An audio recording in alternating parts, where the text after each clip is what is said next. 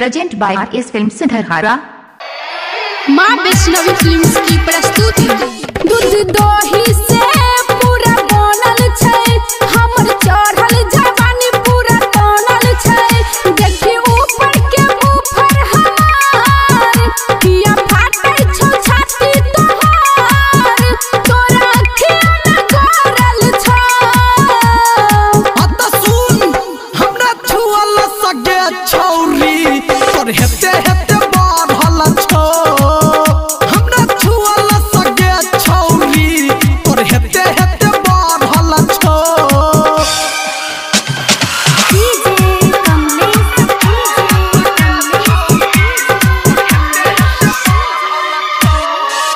छुअला से ई बढ़ै छै, तोरा ई के कहै छौ।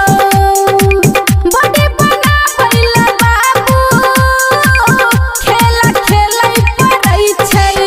मेंटेन केला से 3 टाइम खेला से ई जवानी बनल छै।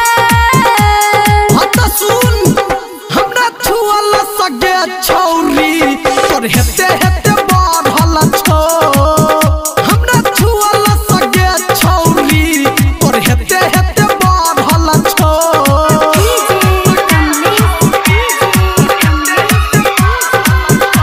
माँ वैष्णवी फिल्म्स की प्रस्तुति।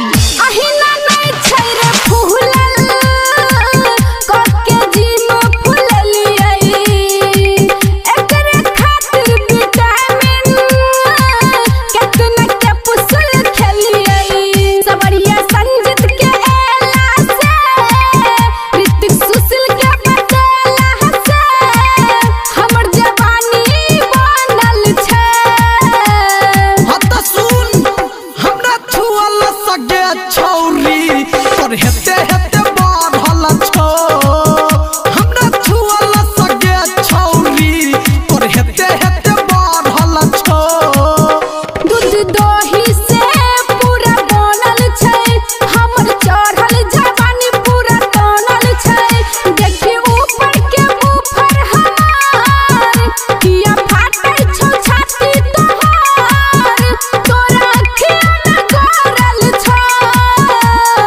अत सुन हमरा छुअल सगे छौरी, तोर हेते